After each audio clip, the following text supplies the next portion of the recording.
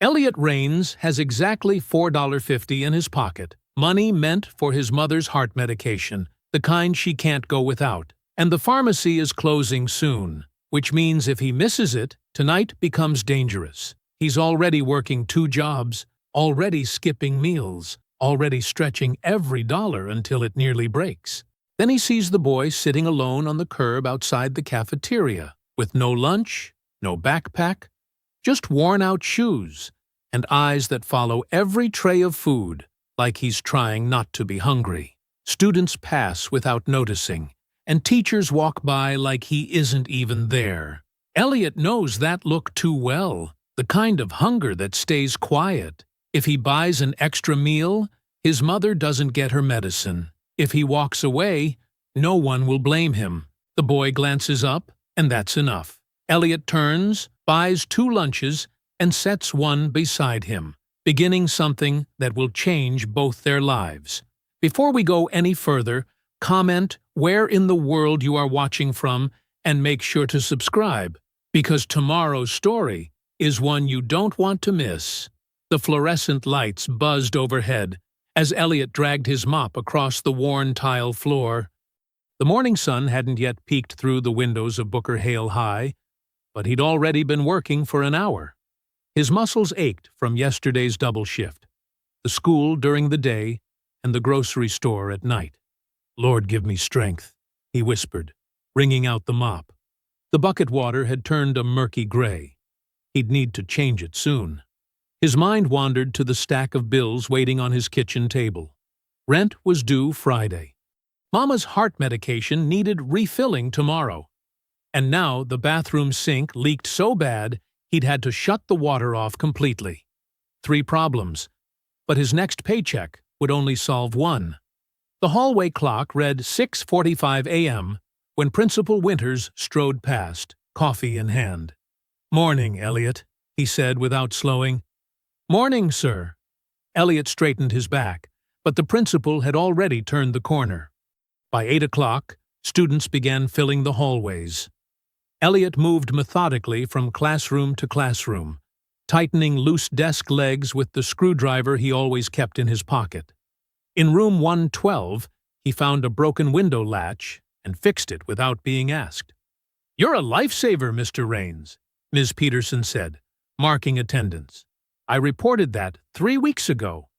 Elliot just nodded. "No trouble, ma'am." At the cafeteria, he spotted Mildred counting coins at a table, her face drawn with worry. "Everything all right, Miss Pike?"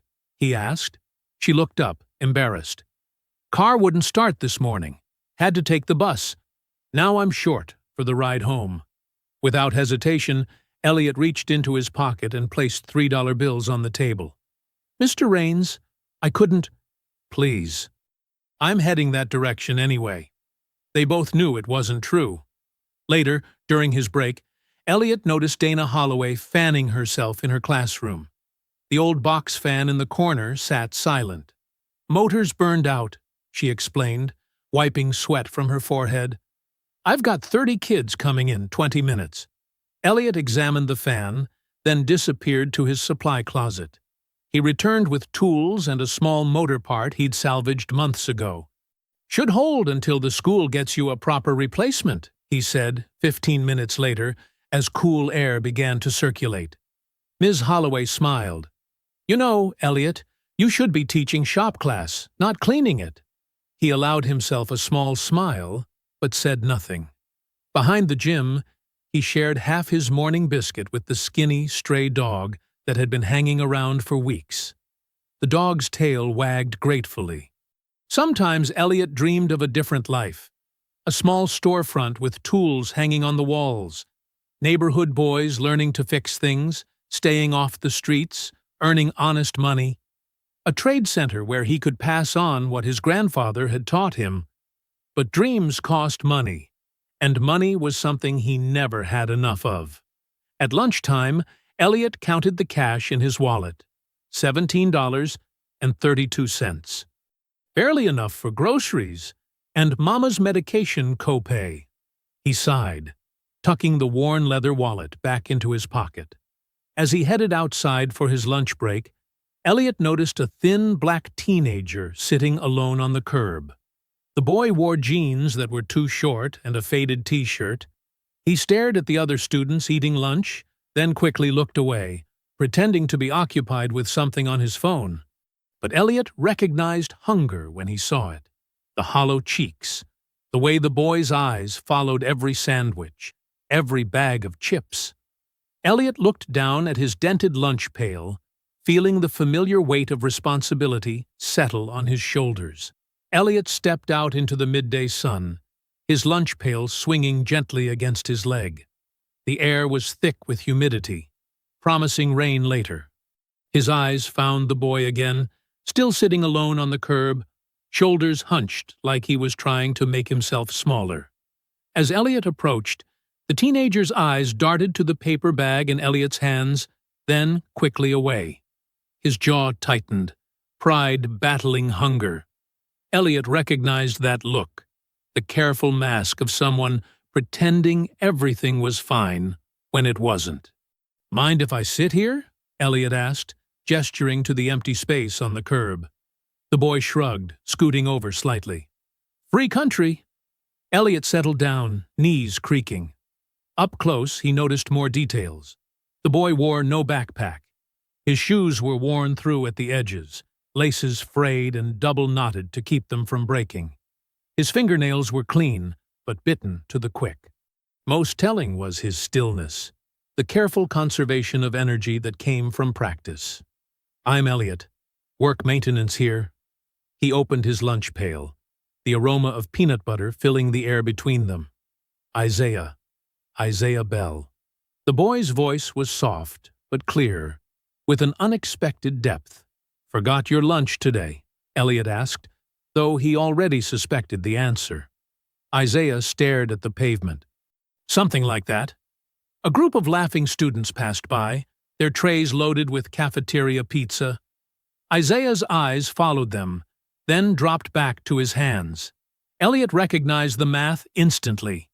This wasn't a one-day problem. This was the careful calculation of poverty, the same one Elliot made every month. His sandwich would get him through till evening. After work, he needed to pick up Mama's medicine, fix that leaking pipe, maybe catch a few hours' sleep before his night job. Every dollar was already spoken for. But some things mattered more than money. "Hold up a minute," Elliot said, standing. "Forgot something inside." 5 minutes later, he returned with a cafeteria tray holding a hot lunch, pizza, green beans, chocolate milk, and an apple. It had cost $4.50, money meant for his own dinner. He'd have to skip that meal, but he'd gone hungry before. "Here," he said, setting the tray next to Isaiah. "Cafeteria lady gave me extra. Can't eat all this myself." Isaiah looked up, eyes sharp with understanding. "You don't have to—" "Would be a shame to waste," Elliot interrupted gently. "Besides, I already paid." For a moment, the boy didn't move. Then hunger won out. He took the tray, nodding thanks. His first bite was careful, measured. By the third bite, his restraint crumbled. He ate with the focused intensity of someone who didn't know when the next meal would come. Elliot unwrapped his peanut butter sandwich, taking small bites to make it last. "You know," he said casually, "these cafeteria ladies think I'm still growing, always trying to fatten me up. You'd be doing me a favor, helping eat all this food." That earned him a small smile, the first he'd seen from Isaiah. The tightness around the boy's eyes eased a little. "You a freshman?" Elliot asked. "Yeah." Isaiah wiped his mouth with a napkin. "Just started last month." They sat in comfortable silence until the warning bell rang. Students began streaming back toward the building. Isaiah stood, brushing crumbs from his jeans. "Thanks," he said, looking at his shoes rather than at Elliot. Then, almost too quiet to hear, "I'm hungry most days." Elliot watched him walk away, carrying nothing but shame and gratitude, shoulders a little straighter than before. The alarm buzzed at 4:30 a.m. Elliot reached out from under the thin blanket and silenced it with a practiced tap. His stomach growled, a sharp reminder of last night's skipped dinner. The floorboards creaked beneath his feet as he shuffled to the kitchen in the pre-dawn darkness. At the small kitchen table, he spread out the bills: electric notice, final warning, pharmacy receipt, rent due in 10 days. He counted the remaining cash twice, arranging the worn bills in neat stacks. Not enough. Never enough. He'd have to pick up an extra shift at his weekend job. A cough rattled from the bedroom down the hall. "Elliot? That you already?"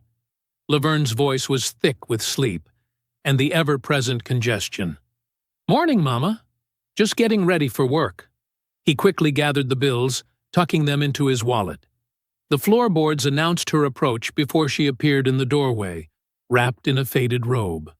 Her eyes, sharp despite her illness, took in his hollow cheeks and the empty stovetop. "Did you eat enough last night?" "I fell asleep before you got home." Elliot smiled, the lie ready on his lips. "Yes, ma'am. Had a sandwich at work." He busied himself making her tea, avoiding her eyes. "Your medicine's on the nightstand. Don't forget the blue pill with breakfast." "You're too skinny," she muttered, but accepted the steaming mug with grateful hands. On the bus to Booker Hale, Elliot promised himself he wouldn't get attached to the boy. Isaiah wasn't his responsibility. He had enough people depending on him. But when noon arrived and he spotted Isaiah back on the curb, pretending to check a phone with a cracked screen, that promise crumbled. The boy was scanning the parking lot, acting like he was waiting for someone, but Elliot recognized hunger when he saw it. With a sigh, he counted out enough coins for 2 cheap cafeteria meals. The lunch lady raised an eyebrow at his double order but said nothing. Outside, Elliot settled beside Isaiah without ceremony. "Meatloaf today. Not half bad." Isaiah's shoulders relaxed when he saw the tray. "Thanks," he said, taking it without argument this time. They ate in comfortable silence.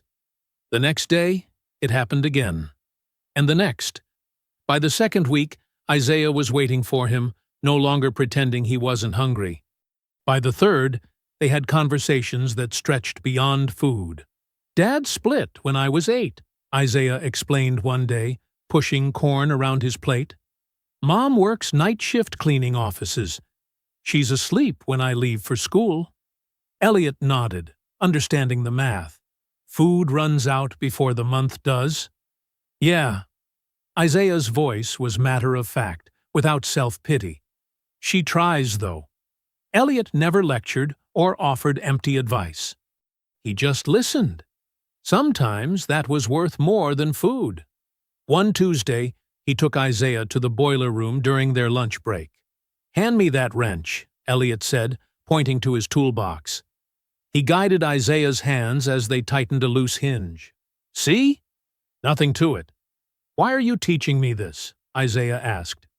"Knowing how to fix things means you'll never go without work," Elliot replied. "And remember something. Being poor isn't the same as being worthless. World tries to tell you different, but don't you believe it." Isaiah's expression changed then, something shifting behind his eyes. October turned to November. Leaves fell. Mornings grew colder. Elliot's wallet grew thinner, but he never missed their lunch. Not once.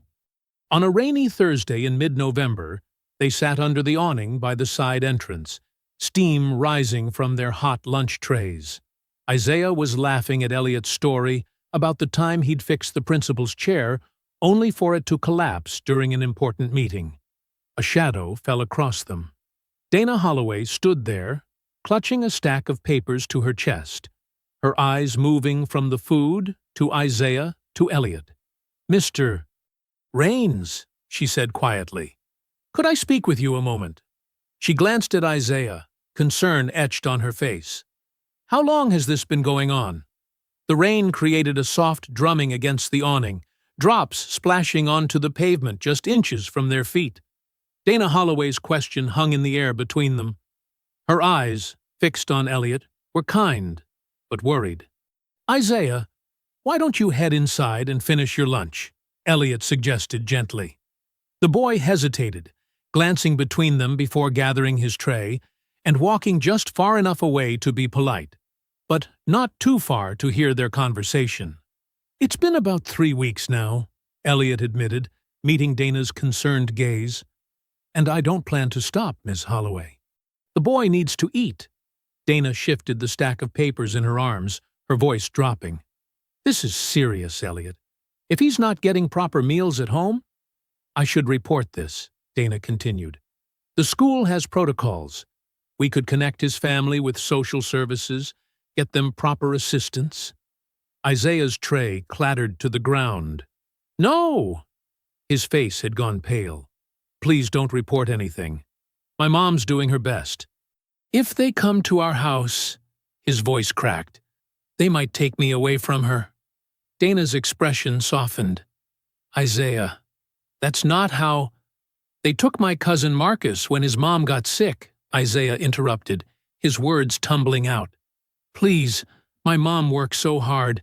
She just doesn't make enough. It's not her fault." Elliot stood up, placing a steady hand on Isaiah's shoulder. "Nobody's reporting anything without talking to you first. Right, Ms. Holloway?" Dana looked between them, conflict clear on her face. After a long moment, she nodded. There are other ways to help, less official channels. Relief washed over Isaiah's features. "But," Dana added firmly, "you need to promise me you'll tell us if things get worse at home, okay?" Isaiah nodded quickly. "I promise." That conversation marked the beginning of their unspoken arrangement. Dana occasionally left grocery store gift cards in Elliot's maintenance locker. Elliot continued buying lunches. Isaiah kept showing up. Seasons changed. The school year ended, and another began. Their lunch routine remained. By sophomore year, Isaiah had shot up 3 inches. His voice deepened. He joined the debate team, discovering a talent for structured argument that surprised everyone, except Elliot.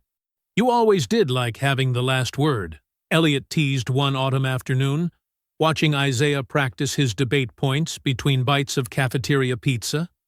That same year, Elliot was promoted to head custodian. The title change came with more responsibility, but barely any additional pay. He still counted coins at the end of each month.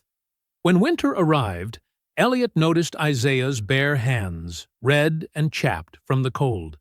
The next day, a pair of gloves appeared in Isaiah's backpack. Neither mentioned it. Junior year brought college conversations.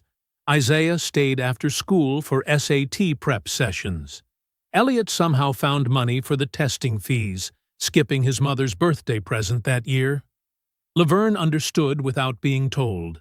Meanwhile, Isaiah mentioned his mother's worsening cough, the same hollow sound that echoed through Elliot's apartment at night. "She won't go to the doctor," Isaiah confessed one day, frustration lacing his words. "Parents can be stubborn that way," Elliot replied, thinking of his own mother. By senior year, Isaiah had become a different person. Confident, articulate, accepted to 3 colleges with partial scholarships. But he still sat with Elliot most days, their lunch routine unchanged despite everything else that had shifted. The final week of school arrived with unexpected swiftness.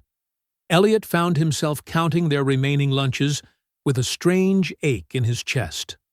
On the last day, Isaiah appeared in a borrowed graduation gown, practicing his walk for the ceremony the next morning. "How do I look?" he asked, turning in a slow circle. "Like somebody going places," Elliot answered truthfully. They sat longer than usual that day. Isaiah seemed reluctant to leave, picking at his food instead of devouring it like normal. "I got into that summer program," he finally said. "The one in Chicago." "That's great," Elliot said, ignoring the hollow feeling in his stomach. "When do you leave?" "Tomorrow night, right after graduation." They fell silent again, the weight of endings pressing down on them. As the bell rang, Isaiah reached into his pocket and pulled out a folded piece of paper. His fingers lingered on it before he handed it to Elliot. "I'm no good at saying things," he mumbled, suddenly looking 14 again instead of 18. Elliot unfolded the note and read, "You fed me when nobody saw me. I won't forget." When he looked up to respond, Isaiah was already walking away, shoulders straight, heading toward his future. 20 years passed like water through Elliot's fingers. Seasons changed, students graduated, and the school building aged alongside him. At 52, Elliot's body reminded him daily of those passing decades. Knees that protested each time he knelt to fix a loose tile. Back muscles that tightened after mopping the long hallways. Hands slightly less steady when changing light fixtures. The midday sun beat down on the concrete curb outside Booker Hale High School as Elliot lowered himself carefully to his usual lunch spot. He adjusted his navy uniform shirt, newer than the one he'd worn 2 decades ago, but still bearing the same patch with his name stitched in faded red thread. His lunch pail, at least, had been replaced. The dented metal box had finally given out 3 winters ago, replaced by a plain black insulated bag his neighbor had given him for Christmas. He unwrapped his sandwich, turkey with a thin spread of mayonnaise on wheat bread, and looked out at the neighborhood that had transformed around him. Across the street stood a gleaming coffee shop with outdoor tables, where abandoned storefronts once crumbled. 3 blocks down, luxury apartments had replaced the old corner market. Yet, between these polished new additions, familiar decay remained. Boarded windows, cracked sidewalks, empty lots where promises of development had fallen through.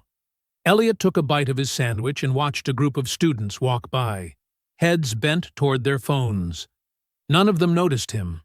They rarely did these days, unless something needed fixing. His mother, Laverne, had passed 5 years ago. The small insurance policy had covered her funeral with just enough left to patch the roof of their apartment building. Her last words to him had been about his dream, that neighborhood trade center where boys could learn practical skills. "Don't let it die with me," she'd whispered. But the dream had faded anyway, buried under bills and daily survival. A young girl walked past, her backpack hanging loose on thin shoulders. Elliot recognized the signs, the careful way she watched others eat, how she claimed to not be hungry when friends offered to share. He'd seen it countless times before, in countless students, including Isaiah. Without drawing attention, Elliot placed half his apple and a wrapped granola bar at the edge of the curb. The girl hesitated, then grabbed them quickly when she thought no one was watching. He'd gotten better at this dance over the years. The school district had implemented strict policies about staff-student interactions, well-intentioned rules that sometimes made simple kindness complicated. Elliot wiped his hands and reached for his wallet, pulling out a folded piece of paper so worn at the creases that it had been taped together more than once. He didn't need to read it anymore. The words had been committed to memory years ago. Still, the ritual comforted him. "You fed me when nobody saw me. I won't forget." He chuckled softly. "Old fool," he muttered to himself, carefully refolding the note. 20 years was a long time. People moved on, made new lives, forgot old debts, especially ones they'd never really owed in the first place. The purr of a luxury engine drew his attention. A sleek black SUV with tinted windows glided to a stop at the curb directly in front of him. Elliot tensed, wondering if someone important was visiting the school. Maybe he should make himself scarce. Administrators preferred the maintenance staff to remain invisible when donors or officials came around. Before he could gather his lunch, the rear door opened. A man stepped out, tall, confident, dressed in a suit that probably cost more than Elliot earned in a month. His shoes gleamed in the sunlight, and the watch on his wrist caught the light like a small sun. But it was his face that held Elliot's attention. Handsome, assured, vaguely familiar in a way that tugged at his memory. Elliot rose carefully, his knees cracking in protest, unsure whether to expect trouble or instructions. The well-dressed man simply stood there, taking in Elliot's appearance, with an expression that shifted from disbelief to something warmer. Then he smiled, a genuine smile that transformed his entire face. "Mr. Raines," he said, his voice rich and steady. "Elliot Raines." Elliot nodded cautiously. "That's me. Can I help you with something?" The stranger's eyes traveled to the curb where Elliot had been sitting, then back to his face. "You still eating lunch out here?" he asked, his tone laced with something that sounded almost like wonder. Elliot studied the man's features, searching for a connection, some explanation for the familiarity he couldn't place. The stranger waited patiently, letting him look. Then, with deliberate gentleness, the man said, "I said I wouldn't forget." The words hit Elliot like a physical force. He stared, mind racing backward through decades, superimposing the face of a hungry 14-year-old boy over the confident man before him. "Isaiah?" Elliot whispered, hardly daring to believe it. "Isaiah Bell?" Standing beside the open SUV door, Elliot stared at Isaiah Bell, now a wealthy founder in his 30s.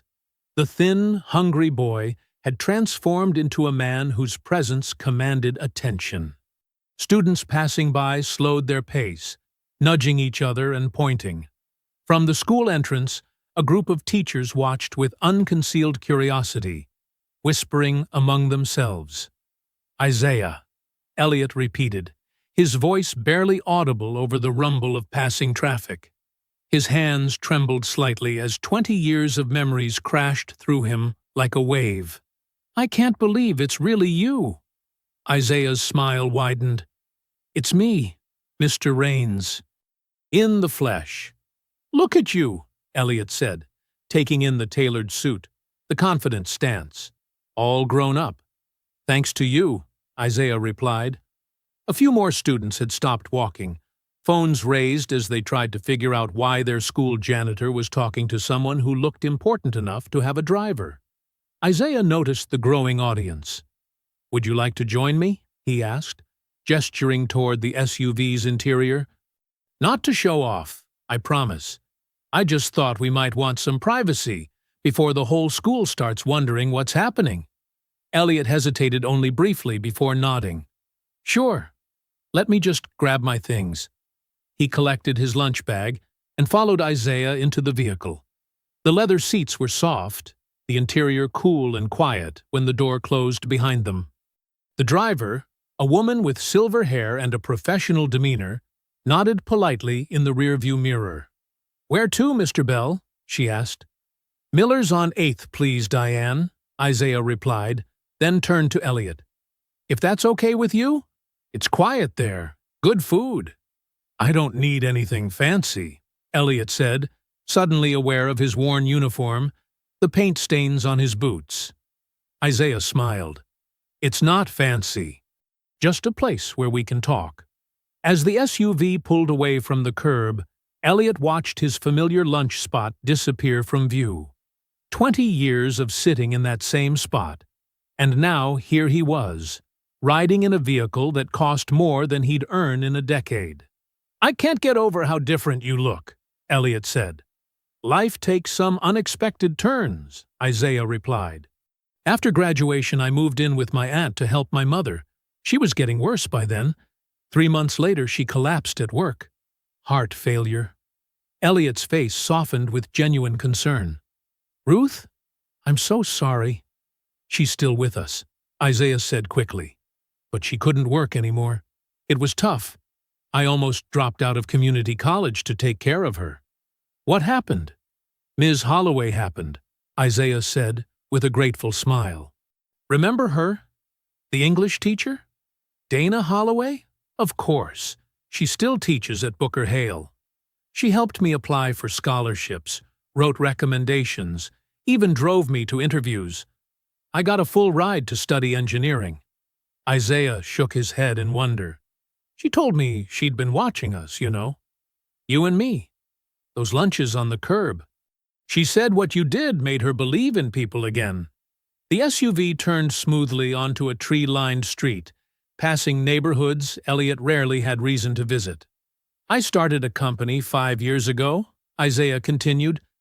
We design technology for schools, affordable tablets, learning software, infrastructure, specifically for low-income districts that get left behind.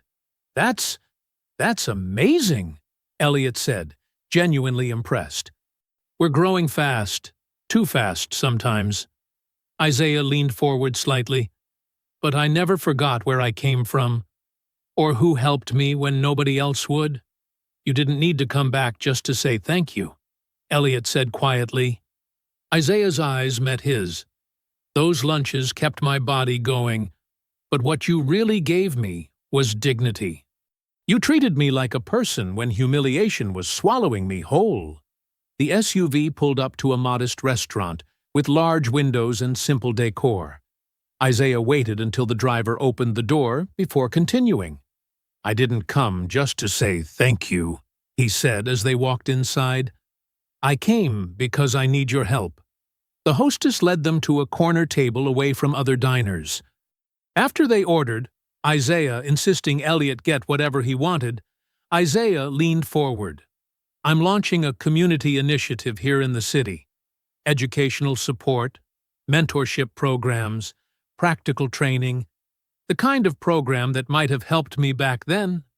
He paused. I want you involved. Me? Elliot's brow furrowed. I'm just a janitor. You're the most important person in that entire school, Isaiah countered. You see what others don't. You understand struggling kids better than any executive with a fancy degree. I don't know. This isn't about using your story as some token success example, Isaiah said firmly. This is about your insight, your approach, the way you help without making people feel small. The waiter brought their drinks. Elliot stared into his water glass, mind racing. Isaiah reached into his briefcase and pulled out a folder. He placed it on the table and slid it toward Elliot. Take a look. No pressure. Just consider it. With hesitant fingers, Elliot opened the folder. His eyes landed on a job description, Community Outreach Director, followed by a salary figure that made his breath catch. It was more money than he'd ever seen, enough to change everything. Isaiah, he began, but found himself at a loss for words. Just think about it, Isaiah said softly. That's all I'm asking. Elliot sat stiffly across from Isaiah, staring at the numbers in the proposal. The salary figure alone made his throat tight. It was more money than he'd ever imagined earning, enough to change everything about his life. Waiters moved silently around them, bringing plates to nearby tables. The lunch crowd created a gentle hum of conversation that filled the restaurant. This can't be right, Elliot finally said, tapping the salary line with his index finger. It's industry standard for the position, Isaiah replied calmly. Maybe even a little low, considering the scope of responsibility. Elliot looked up from the folder. What exactly would I be doing? Isaiah leaned forward, his eyes bright with enthusiasm. You'd be the Director of Community Engagement for the Bell House Initiative.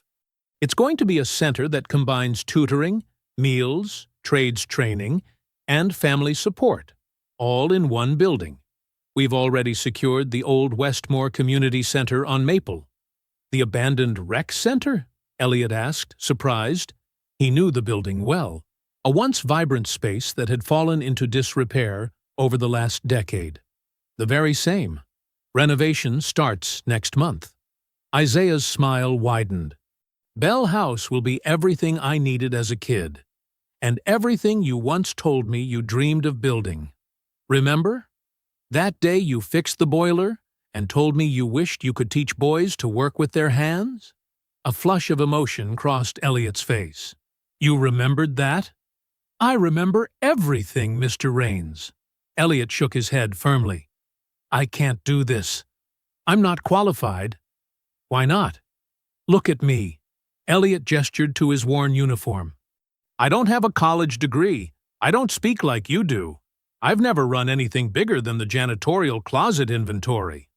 Your entire life has been field experience in exactly what Bell House needs, Isaiah countered. Dignity, patience, practical care. You understand what it means to help someone without making them feel small? That can't be taught in any college. But, before you say no, Isaiah interrupted, raising his hand, there's someone you should meet. Isaiah motioned toward a woman sitting alone at a nearby table. She stood immediately and approached them with confident strides. She wore a crisp blazer over dark slacks, her hair pulled back neatly. Elliot Rains, this is Nia Temple. She's the operations director for Bell House. The woman extended her hand. It's a pleasure to meet you, Mr. Rains. Isaiah has told me so much about you. Elliot stood awkwardly to shake her hand. Ma'am, please, she said with a small smile. It's Nia. She took a seat at their table, opening her own leather portfolio. Isaiah believes you're exactly what Bell House needs, Mr. Rains. Someone who understands our community from the inside. Her tone was respectful, but measured. Elliot noticed immediately that she wasn't simply echoing Isaiah's enthusiasm. And what do you think? He asked. Nia's eyes met his directly. I think Isaiah's assessment of your character is compelling, but I'm also responsible for making sure Bell House succeeds. Our donors expect measurable results, and we'll need to track outcomes carefully. Nia keeps us grounded, Isaiah explained. She makes sure our ideals translate into actual impact. At least someone's being realistic, Elliot said with a half-smile. I'm being realistic too, Isaiah insisted. Bell House needs your insight, not just another administrator with a fancy resume. Elliot looked between them, feeling overwhelmed. I need time to think about this.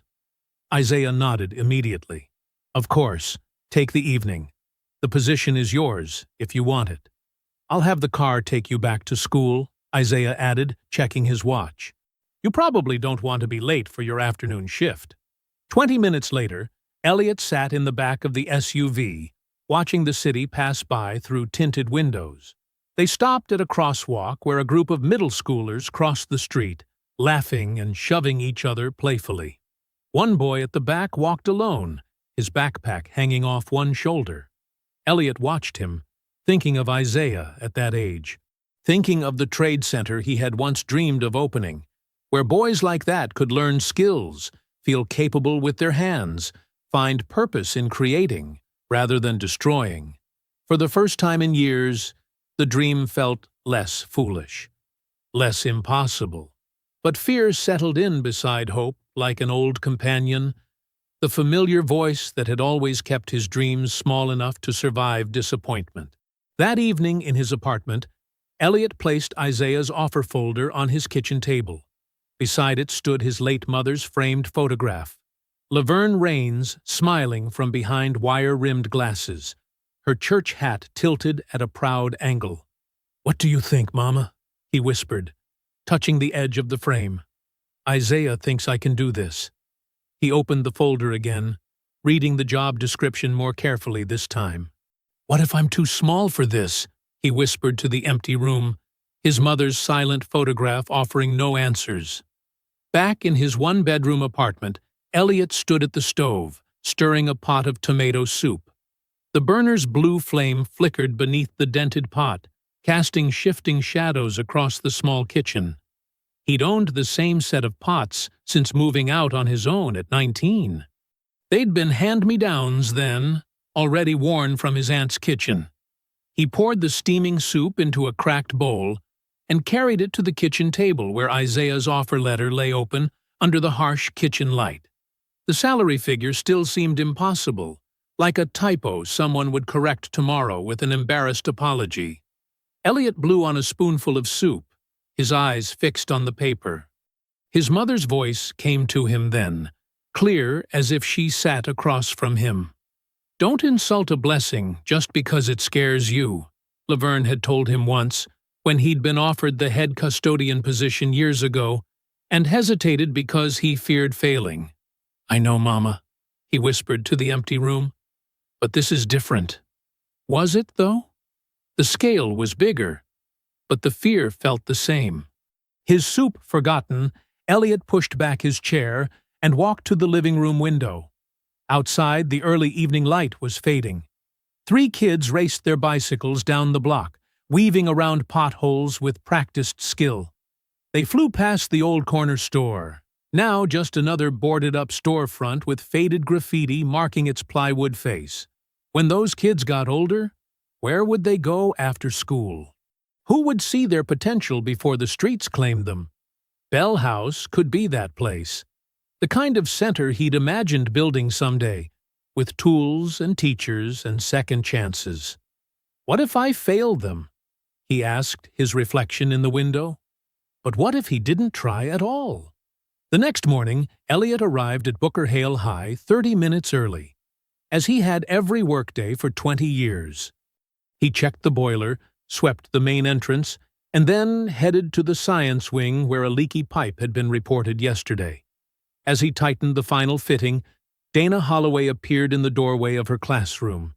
She'd been teaching chemistry here for 15 years, and unlike some teachers, she always spoke to Elliot like he mattered. "You're quieter than usual today," she observed, leaning against the doorframe. "Everything okay?" Elliot wiped his hands on a rag. "Got something on my mind." He hesitated, then added, "Isaiah Bell came back yesterday." Dana's eyebrows shot up. "Isaiah? Our Isaiah? He's not a kid anymore. Runs some big tech company now." Elliot stood, his knees cracking. "He's opening a community center. Wants me to help run it." "That's wonderful." Dana's smile faded when she saw his expression. "Isn't it? I'm a janitor, Ms. Holloway. I fix things people can see. Broken locks and leaky pipes. This is different." Dana crossed her arms. "Can I give you some advice, Elliot?" He nodded. "What helped Isaiah wasn't your money. You never had any to spare. It was your consistency. Every day, same spot, same time, you were there. That's what Bell House will need. Someone who shows up, sees what's broken, and fixes it without making a big deal about it." Elliot considered her words. "You really think I could do this?" "I know you can," Dana said firmly. "The question is whether you believe it." By lunchtime, Elliot had made his decision. From the quiet of the custodian closet, he called the number on Isaiah's card. "I want to do it," he said when Isaiah answered. "I'll help with Bell House." "That's fantastic," Isaiah's voice crackled through the phone. "Can Nia and I stop by the school this afternoon? We'd love to hear your initial thoughts." 3 hours later, Elliot led Isaiah and Nia through the back hallways of Booker Hale. He pointed out spaces that worked, the art room that stayed open late, the library corner where homeless students could nap unnoticed. "Bell House needs a laundry room," Elliot said as they walked. "Kids come to school in dirty clothes because the laundromat costs too much. They get teased, stop coming altogether." Nia nodded, typing notes into her tablet. "Good insight." "Evening meals, too," Elliot continued, warming to the topic. "Not just sandwiches. Real food families can eat together. And workshops, plumbing, electrical, carpentry, for the teenagers who feel invisible in regular classrooms." "This is exactly what I was talking about," Isaiah said to Nia, his voice excited. "Elliot understands what these families need because he's been seeing it every day for decades." Nia studied Elliot with new respect. "These are practical solutions to real problems. I can build metrics around these programs easily." Elliot realized they weren't just humoring him. They were actually building from his instincts, taking his simple observations and transforming them into something substantial. As the final bell rang and students began flooding the hallways, Isaiah checked his watch. "We should wrap up," he said. "But before we go, you should know. We have our first major donor presentation in 2 weeks." Elliot froze. 2 weeks? "Yes. And you'll be introduced as the heart of the initiative," Isaiah continued, clasping Elliot's shoulder. "These people need to hear your vision directly." "My vision?" Elliot echoed, his momentary confidence suddenly wavering. "Your vision," Isaiah confirmed, "because Bell House isn't just my way of saying thank you, Elliot. It's your dream, too. It always has been." 2 weeks later, on the evening of the donor presentation, Elliot stood backstage in an inexpensive new suit Isaiah bought him, tugging at the sleeves while city leaders and investors filled the hall. The jacket felt stiff and foreign against his shoulders, nothing like the soft cotton of his work uniform. Through a gap in the curtain, he could see rows of wealthy people in clothes that cost more than his monthly rent. "Stop fidgeting," Nia whispered, straightening his tie for the third time. "You look fine." "I don't belong up there," Elliot mumbled, his mouth dry as sandpaper. "These people run companies. They build buildings. I clean floors." "That's exactly why they need to hear from you," Nia said firmly. She checked her watch. "Remember, 5 minutes for your story, then Isaiah joins you for questions." Earlier that day, they had practiced in the empty conference room at Isaiah's downtown office. Nia had timed him with a stopwatch while Isaiah paced nearby. "Don't try to sound fancy," Isaiah had advised, stopping to rest his hands on the table. "Just talk like you talk to me. Tell them why Bell House matters." "What if I freeze up?" Elliot had asked, the words sticking in his throat even during practice. "Then I'll jump in," Isaiah promised. "But you won't freeze. This isn't a performance, Elliot. It's your life." Now, standing in the wings with his heart hammering against his ribs, Elliot wasn't so sure. Sweat dampened his collar despite the building's aggressive air conditioning. "I can't do this," he whispered to Nia. "Get Isaiah. Tell him I'm sorry." Nia looked him straight in the eye. "Mr. Rains, for 20 years, you showed up every single day for kids who needed you. Tonight, you just need to show up once more." Before he could protest further, Isaiah's voice boomed through the speakers, introducing Bell House's mission. Then came the words Elliot had been dreading. The heart and soul of this initiative. The reason it exists at all. Please welcome Elliot Rains. The audience applauded politely. Nia gave him a gentle push. Elliot's legs carried him forward as if they belonged to someone else. The stage lights hit his face, hot and bright. Faces blurred in the audience, some curious, some already bored, all waiting for him to justify their presence. He opened his mouth. No words came. 3 seconds passed. 5, 10. Then, instead of the practiced speech, Elliot spoke from a different place altogether. "I've carried a mop at Booker Hale High for 20 years, he began, his voice low but steady. "Most days, nobody sees me. That's fine. I'm not there to be seen." The audience settled, suddenly curious about this man in the ill-fitting suit, with the quiet dignity. "But I see them. The kids who show up hungry. The ones pretending they forgot lunch when really there's no food at home. The ones who wear the same clothes 3 days running because the water bill came first." Elliot's hands stopped shaking. This wasn't a speech anymore. This was truth. Hunger's loud in your own belly, but shame travels quieter. These kids smile and joke while their stomachs are twisting. They're experts at looking fine when they're not. The room had gone completely still. 20 years ago, I saw a boy sitting on a curb, watching others eat. I shared my lunch. That boy is standing in this room tonight. Heads turned toward Isaiah, who nodded solemnly from the side of the stage. Small kindness. One sandwich. But small kindness, day after day, can interrupt a whole life's collapse. Elliot's voice gained strength. Bell House isn't about charity. It's about consistency. Being there before the fall, not after. For the next 3 minutes, Elliot described his vision with simple, powerful words.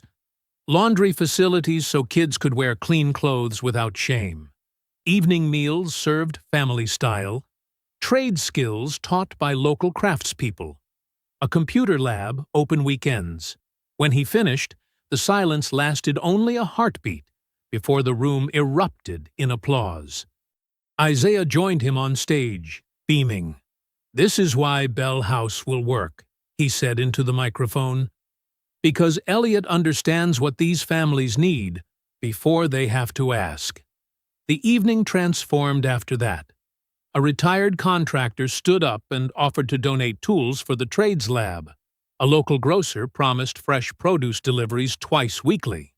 3 different reporters pressed business cards into Elliot's hand, asking for exclusive interviews. "You've unleashed something powerful here," Nia whispered as she passed by with a stack of completed pledge forms. For one bright evening, Elliot felt truly seen. Not pitied or overlooked, but valued for exactly who he was and what he knew. Later, as donors circulated with glasses of wine, Isaiah pulled Elliot aside, his eyes bright with excitement.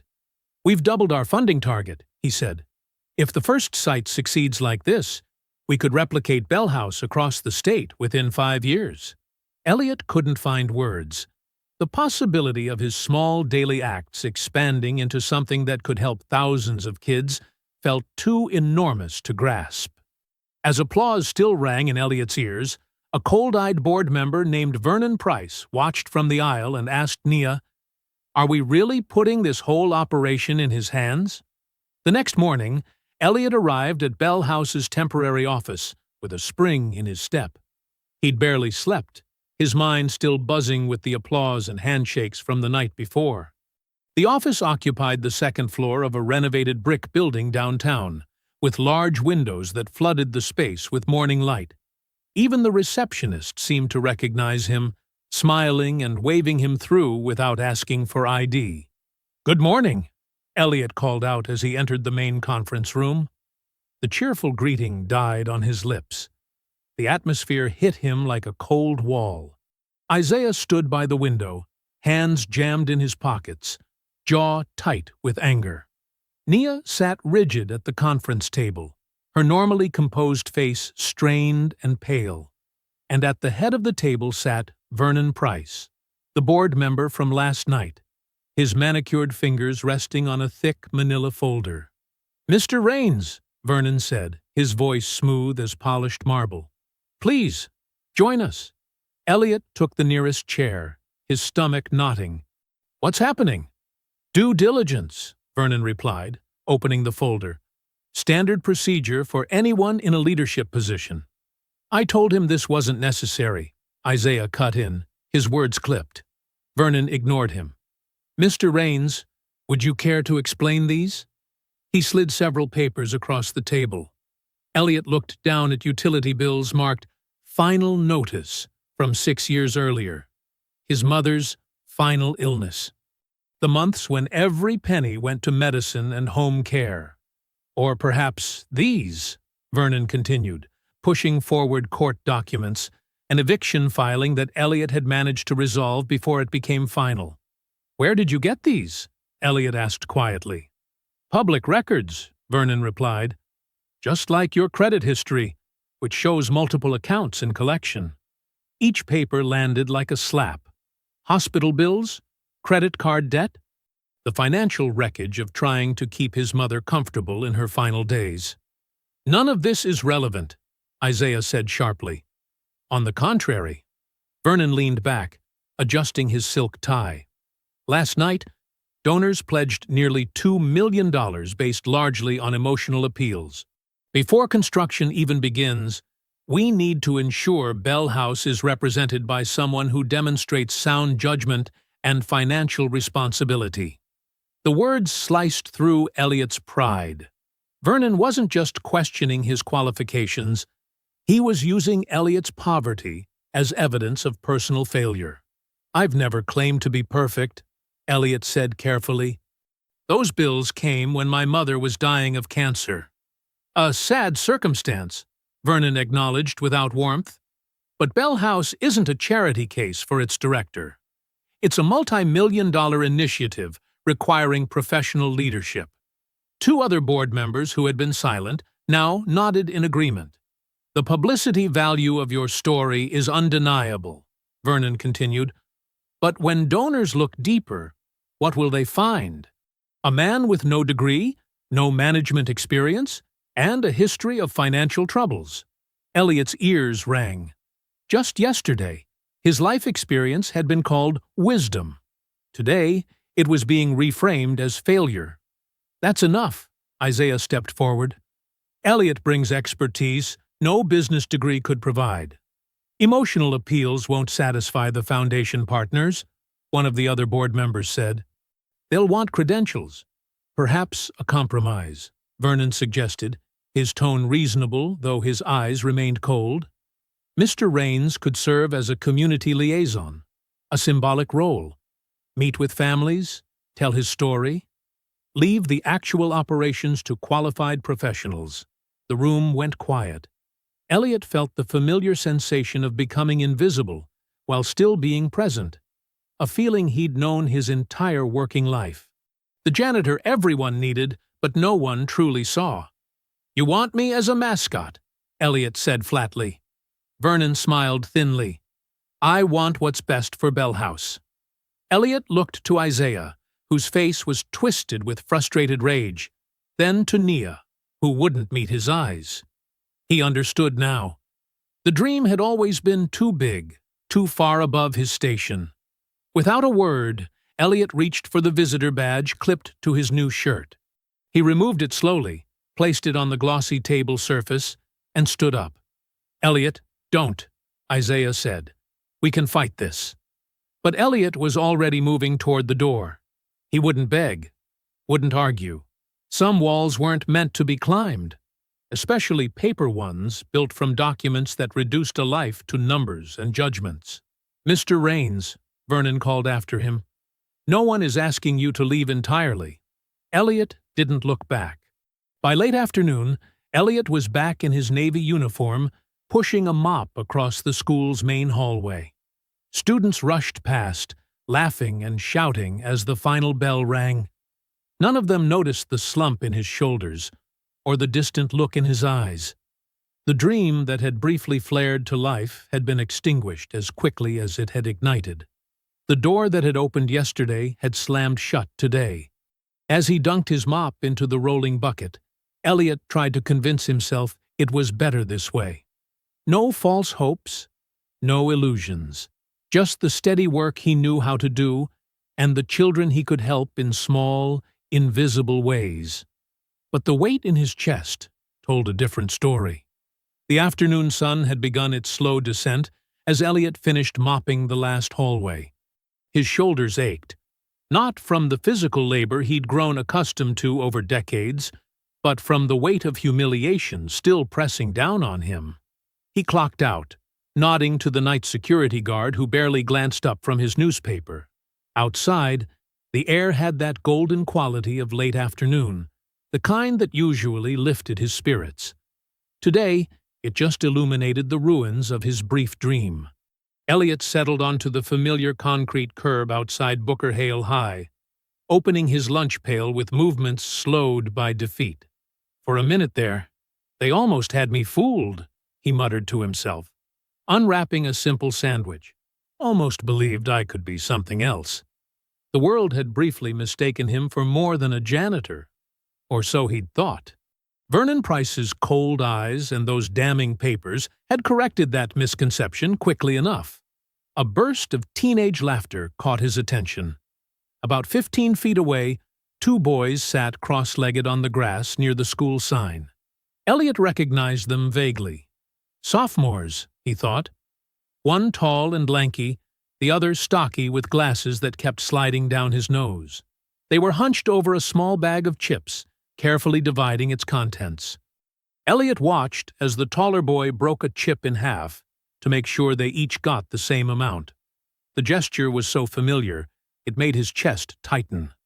The careful ritual of sharing too little, of making scarcity look like choice rather than necessity.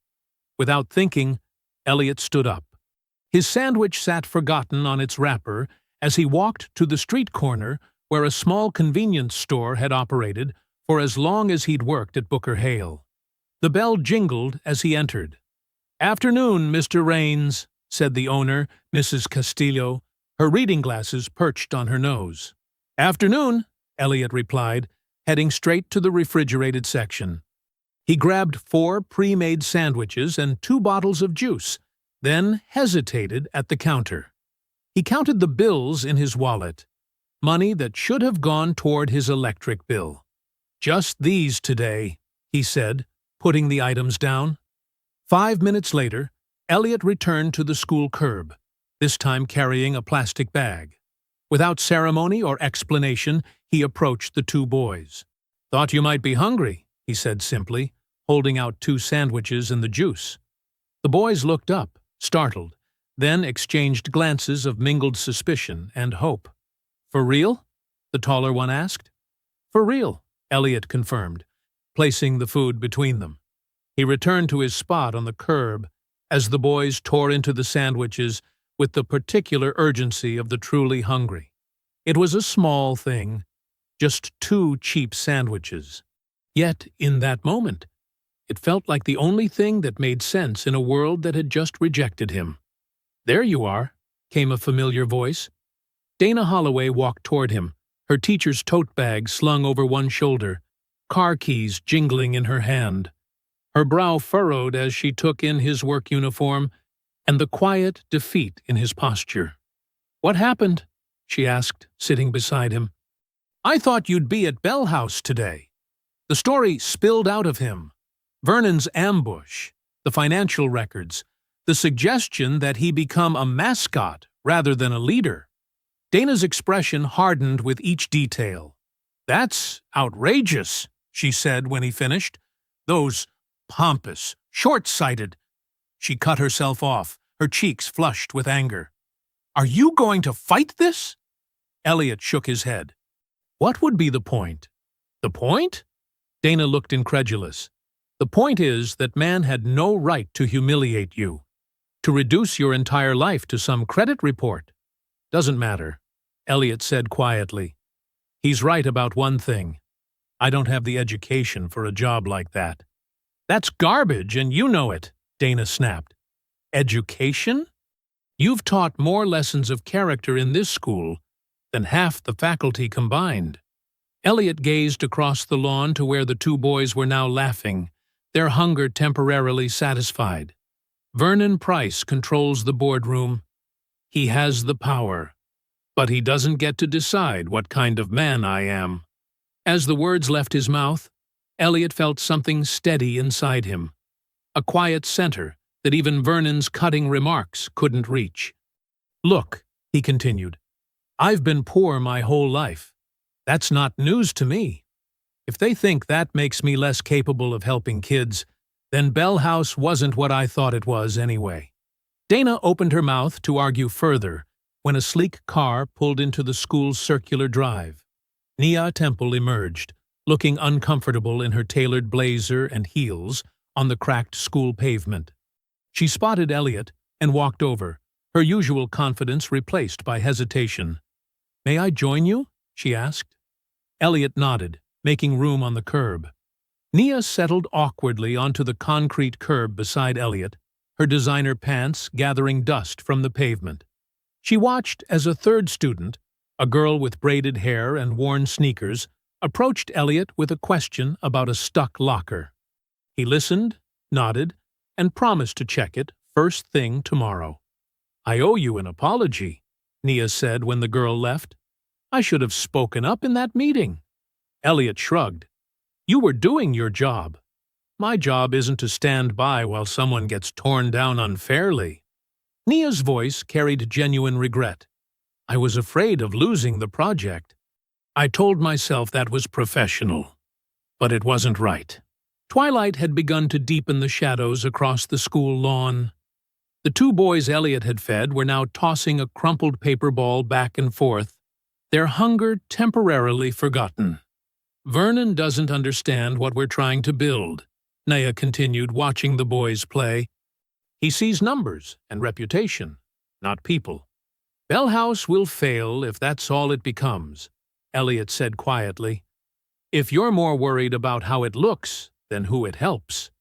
Nia nodded slowly, her gaze tracking the movement of the students around Elliot.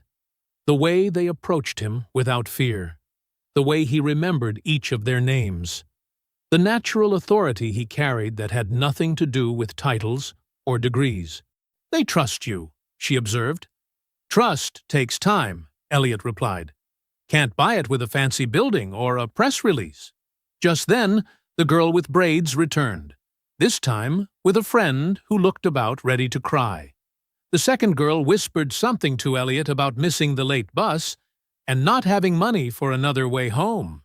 Without hesitation, Elliot pulled out his wallet and handed her enough for bus fare. The transaction was simple, quick, and done with such casual dignity that the girl's shame never had a chance to take root. "Thank you, Mr. Raines. I'll pay you back Friday when my mom gets paid." "No rush," Elliot said gently. "Just get home safe." After the girls left, Nia stared at Elliot with new understanding dawning in her eyes. "You've been doing this all along, haven't you? Not just with Isaiah." "Doing what?" "Being Bell House."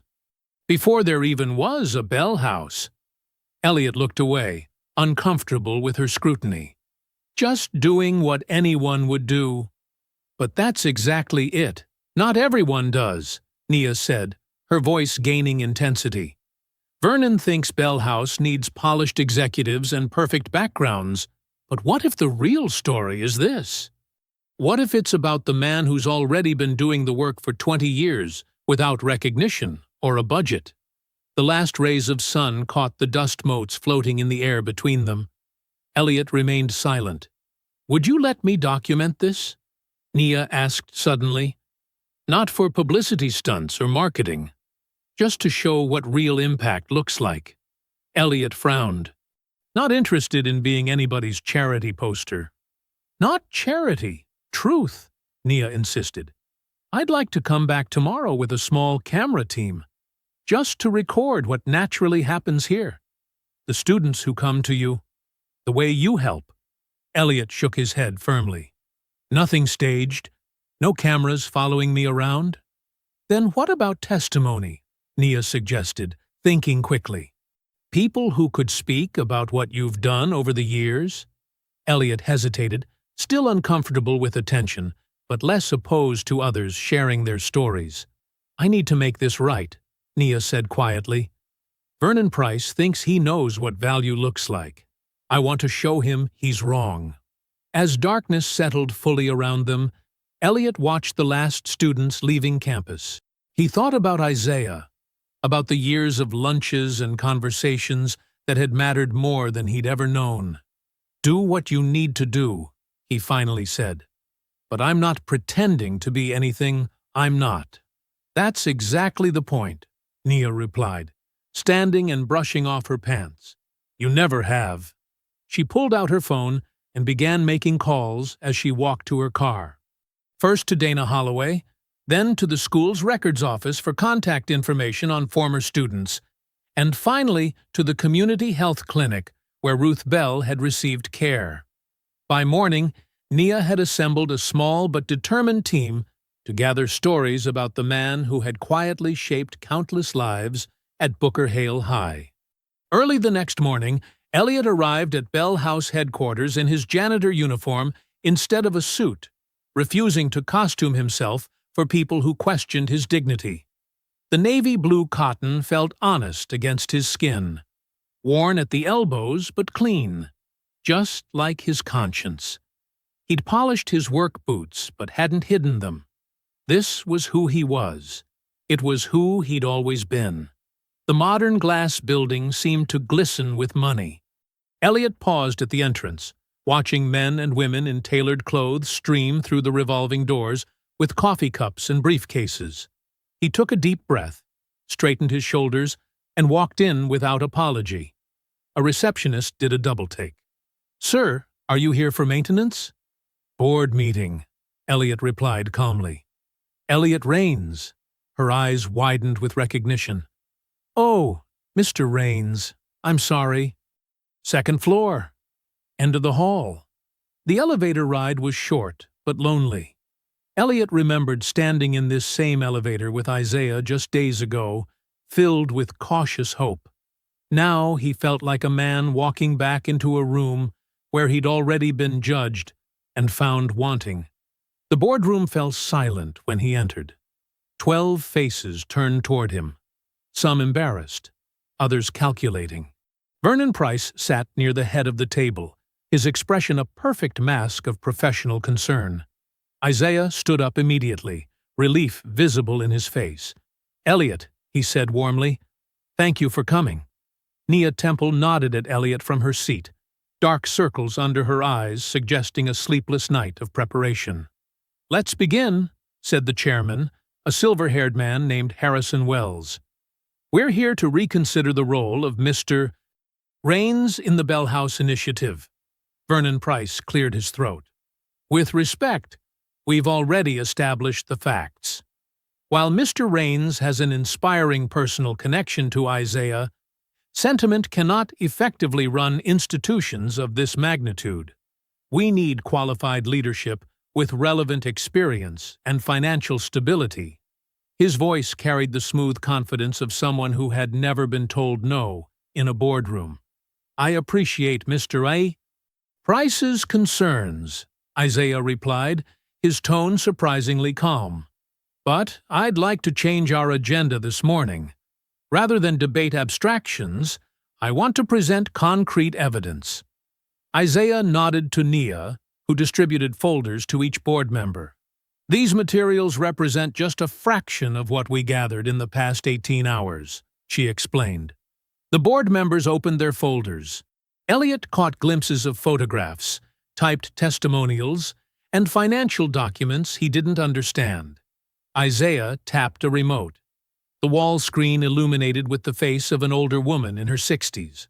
"This is Patricia Miller," Isaiah explained. "Her son was failing out of Booker Hale 15 years ago." The recording played, "My Tommy was giving up. We couldn't afford tutoring. Mr. Raines stayed 2 hours after his shift, 3 days a week, helping Tommy with math. Never asked for a penny. Tommy's an engineer now in Detroit." Another face appeared, a young black woman in medical scrubs. "I'm Dr. Keisha Davis. When I was 16, I couldn't afford the application fees for college visits. Mr. Raines gave me the money from his own pocket, said it was an investment in the future." Face after face appeared. Students who'd received quiet help with lunch money, bus fare, school supplies, and emergency repairs at their homes. Parents who'd found an advocate when school systems overwhelmed them. Teachers who witnessed Elliot's interventions preventing students from disappearing through the cracks. "The financial implications are equally compelling," Nia continued, directing attention to a spreadsheet. "Using conservative estimates of dropout prevention alone, Elliot's informal interventions have saved the district approximately $720,000 in lost funding over 20 years. Vernon Price shook his head. "Anecdotes don't qualify someone to—" "I'm not finished," Isaiah interrupted firmly. "We've also received letters from 7 new donors who specifically mentioned Elliot's authenticity as their reason for investing. 3 have stated they will withdraw their support if Bell House becomes just another corporate charity project." The energy in the room shifted perceptibly. Board members exchanged glances. The door opened, and Dana Holloway walked in, dressed in a simple blouse and slacks. "I hope I'm not interrupting." Isaiah smiled. "Not at all. Ms. Holloway has requested a moment to speak to the board." Dana looked directly at the board members. "I've been teaching at Booker Hale for 27 years. I watched our systems fail Isaiah Bell. I watched counselors too overworked to notice his hunger. I watched administrators focus on test scores while students couldn't concentrate because their stomachs were empty." Her voice grew stronger with each sentence. "And I watched one janitor, just one man, step up daily when our entire educational infrastructure couldn't or wouldn't." The room fell silent. Even Vernon seemed momentarily at a loss. Then he rallied. "This is all very touching," he said with a tight smile.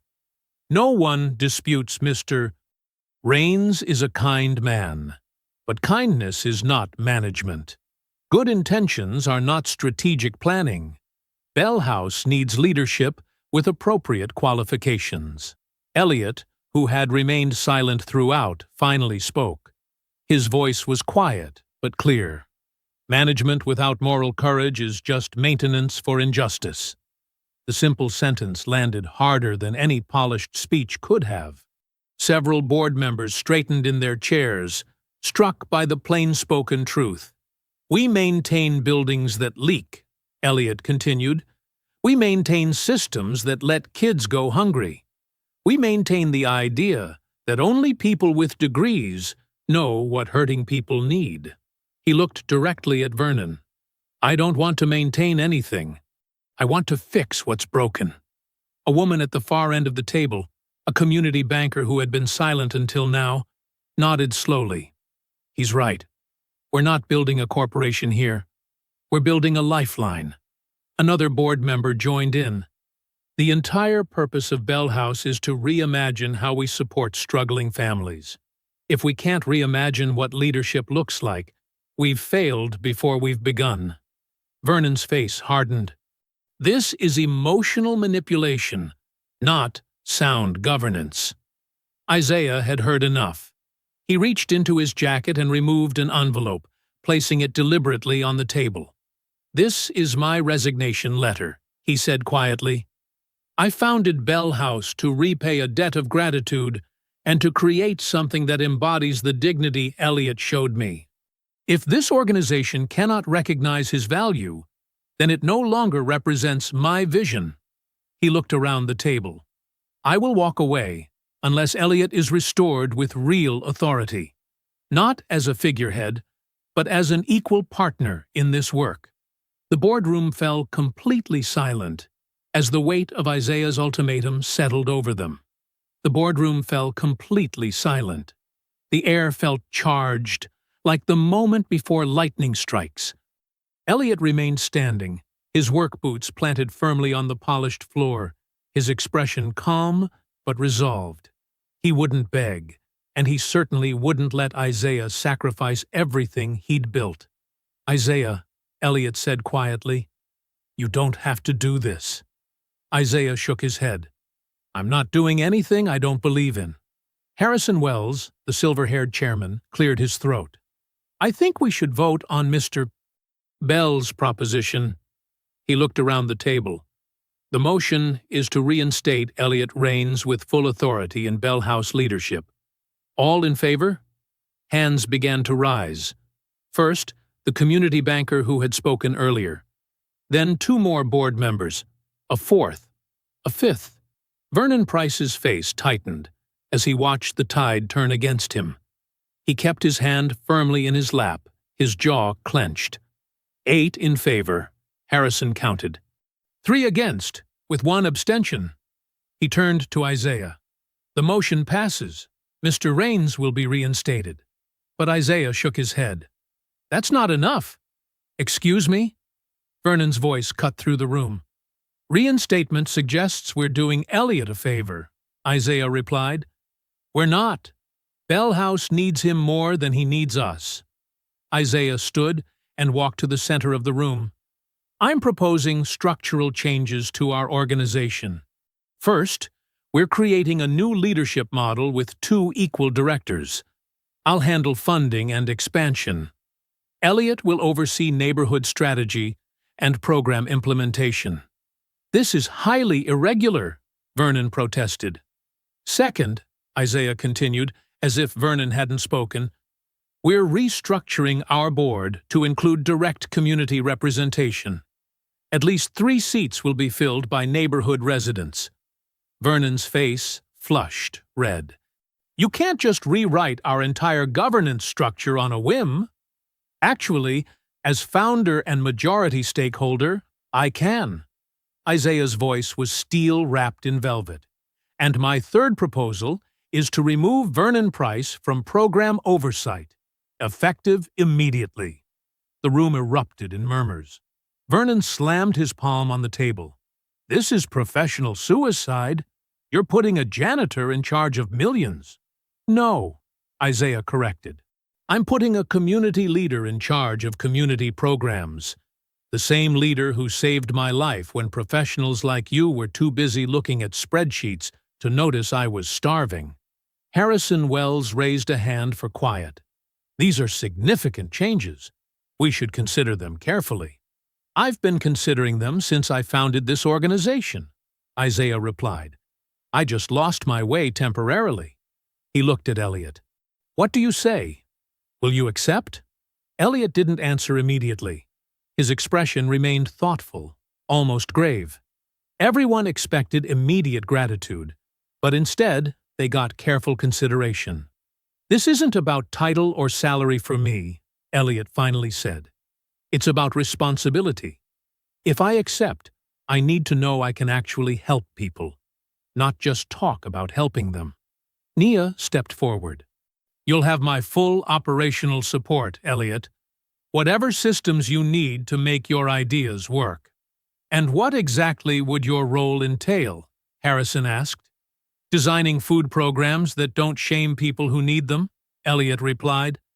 Building trades mentorship that gives kids real skills. Creating emergency aid that reaches families before they fall apart. His voice grew stronger with each point. And making sure Bell House never forgets who it's supposed to serve. Harrison nodded thoughtfully. Those are ambitious goals. They're necessary goals, Elliot corrected. A young assistant hurried into the room and whispered something to Naya, who smiled. Our major donors have been following this meeting in real time, Nia announced. 3 have just increased their commitments, specifically citing our commitment to authentic leadership. Vernon's final objection died on his lips. Isaiah extended his hand to Elliot. So, partners? Elliot looked around the room, meeting each person's gaze directly. I'll accept on one condition. Bell House can never become a monument to one man's kindness. Not Isaiah's, not mine. It has to become a machine that makes quiet rescue ordinary. Isaiah's face broke into a wide smile. That's exactly why you belong here. That answer proves the board chose correctly. Harrison Wells stood up. Then it's settled. Congratulations, co-directors. He glanced at Vernon, who was already gathering his papers. And Mr. Price, we'll discuss your transition at a later date. As the meeting adjourned, board members approached Elliot with handshakes and business cards. The same people who had questioned his qualifications now sought his insights. Elliot accepted their congratulations with grace, but without forgetting their earlier doubts. Isaiah pulled Elliot aside as the room emptied. You okay? Still processing, Elliot admitted. 20 years mopping floors, and suddenly I'm co-director. You've always been more than your job title, Isaiah said. Now everyone else will see it too. 3 months later, under a cloudless blue sky, Elliot stood outside the finished Bell House building. What had once been an abandoned community center was now a gleaming structure of brick and glass, with gardens flanking the entrance and a playground visible around back. A crowd had gathered for the ribbon-cutting ceremony, neighborhood families, teachers from Booker Hale, city officials, and curious onlookers. Among them were faces Elliot recognized from years of quiet interactions. The mother whose electricity he'd helped restore one winter, the teenager whose broken glasses he'd fixed, the elderly couple whose porch steps he'd rebuilt. These were the people who had watched him struggle unseen for decades. Now they watched him stand beside Isaiah at the entrance of something neither man could have built alone. Dana Holloway approached, beaming with pride. Look at this crowd, Elliot. I keep expecting to wake up, he admitted. Well, don't wake up yet, she replied. You've got work to do. Nia joined them, clipboard in hand. We're ready, whenever you are. Isaiah stepped forward with a pair of oversized scissors. Care to do the honors with me? Elliot took his position, his work-roughened hands joining Isaiah's on the handle. As cameras flashed and the crowd cheered, he felt not triumph, but profound responsibility. The ribbon fell away, and Bell House officially opened its doors. On opening day, Elliot stood before Bell House, the spring sunlight warming his face. He wore no fancy suit, just clean dark slacks and a simple button-down shirt with the sleeves rolled up to his elbows. His work boots were polished, but still showed years of wear. He'd insisted on keeping them, rather than buying new ones. "These boots know how to help people," he told Isaiah with a gentle smile. The sidewalk teemed with people, children clutching their parents' hands, teachers from Booker Hale High School, neighborhood workers, and city officials. Some carried homemade signs, "Thank you, Mr. Raines," and "Bell House, where everyone belongs." Isaiah stood beside Elliot, looking sharp in his tailored suit, but with the same warm grin he'd had as a teenager. In the front row, Dana Holloway dabbed at her eyes with a tissue. She caught Elliot's glance and gave him a trembling smile. 20 years of shared understanding passing between them. "Welcome to Bell House," Elliot began, his voice steady but humble. "This isn't just a building. It's a promise that no one walks alone when times get hard." He paused, looking at the faces before him. "Some of you I've known for years. Some I'm meeting today. But everyone here matters equally." A small girl raised her hand from the crowd. "Is there really free food inside?" Laughter rippled through the gathering, breaking the formality. "Yes, there is," Elliot answered with a chuckle. "And not just today. Every day. Because hungry people can't learn, can't dream, and can't build." He gestured toward the doors. "Let's go see what's waiting." The crowd followed Elliot and Isaiah inside. The entrance hall glowed with natural light from skylights above. To the right, a colorful mural captured immediate attention. It showed a janitor and a teenage boy sharing lunch on a school curb. The brick building behind them, unmistakably, Booker Hale High. The painting was beautiful but not sentimental. It captured dignity and struggle, the quiet heroism of everyday kindness. "This mural tells our beginning," Isaiah explained to the visitors, "but Bell House isn't about looking backward. It's about moving forward together." Elliot led the first group through a wide hallway into a commercial kitchen with gleaming counters and equipment. "We serve breakfast and dinner daily," he explained. "No forms to fill out, no proof of need. Just food when you're hungry, made with care and served with respect." He nodded to the staff, several of whom were former cafeteria workers from area schools. Next came the laundry room with rows of washers and dryers. "Clean clothes shouldn't be a luxury," Elliot said simply. "When your washing machine breaks and payday's a week away, you come here. When your water gets shut off, you come here. When your kids grow 3 inches and nothing fits, we've got a closet in the back." A young mother with a baby on her hip whispered, "Thank you," as they passed through. The tutoring wing bustled with activity even on opening day. College students and retired teachers had volunteered to staff it. Bookshelves lined the walls, and comfortable chairs formed reading nooks in the corners. "Education doesn't always happen in classrooms," Elliot told the group. "Sometimes it happens when someone has time to listen and explain one more time until it clicks." Pride shone brightest in Elliot's eyes when they reached the trades workshop at the rear of the building. Tools hung in perfect order on pegboards, hammers, wrenches, saws, and equipment for plumbing, electrical work, and carpentry. Several workbenches stood ready for lessons. "This," he said, his voice growing softer with emotion, "this is where young people will learn to fix what's broken. Not just objects, but confidence." He ran his hand along a workbench. "These skills saved me when I felt worthless. They'll do the same for others." Isaiah stepped forward as they returned to the main hall. "We have an announcement today that wasn't in the program." He nodded to Elliot. Elliot cleared his throat.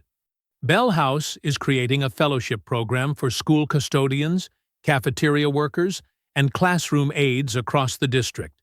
These are the people who already hold our communities together without recognition. The fellowship provides training, support, and resources so they can expand the good they already do. Dana Holloway clapped loudly, starting a wave of applause. As the tours continued and music began playing in the community room, Elliot slipped outside for a moment of quiet. The day's emotions weighed heavily. Good weight, but heavy nonetheless. Across the street, half hidden by a bus stop shelter, stood a thin boy, about 12 or 13. He watched the celebration with hungry eyes, shifting from foot to foot. Elliot recognized the look immediately. The careful mask of someone trying to appear as though they're waiting for something rather than hoping for something. Without hesitation, Elliot went back inside to the buffet table. He filled 2 plates with fried chicken, mac and cheese, green beans, and cornbread. He grabbed 2 bottles of water and headed back outside. The boy tensed as Elliot approached, ready to flee. But Elliot just smiled and sat down on the curb, placing 1 plate beside him. "Looks like a good spot to eat," Elliot said casually. "Mind if I join you?" The boy eyed him suspiciously. "I'm waiting for someone." "That's fine," Elliot replied. "I just needed some fresh air. Crowds make me tired sometimes." He took a bite of chicken. "There's plenty of food inside. Shame to see it go to waste." The boy inched closer to the plate, hunger winning over caution. From the doorway of Bell House, Isaiah watched the scene unfold. His expression softened with recognition. 20 years had passed, but the moment looked almost identical. A curb, a meal, and an act of dignity disguised as casual kindness. The boy finally sat down beside Elliot, still keeping some distance between them. "Go ahead," Elliot said gently. "Eat first. We'll talk after." With that permission, the boy picked up the plate and began eating, slowly at first, then with growing hunger. Elliot didn't stare or ask questions. He just ate his own meal, occasionally commenting on the weather or the music drifting from Bell House. Inside the building, people celebrated a dream realized. Programs would grow, lives would change, systems would improve. But here on the curb, the essential truth continued. One human seeing another, offering food without judgment, creating space for trust to grow. The boy finished his plate and looked at Elliot directly for the first time. "Thanks," he said quietly. Elliot smiled. "You're welcome anytime. That door's always open." I hope you enjoyed that story. Please like the video and subscribe so that you do not miss out on the next one. In the meantime, I have hand-picked 2 stories for you that I think you will enjoy. Have a great day.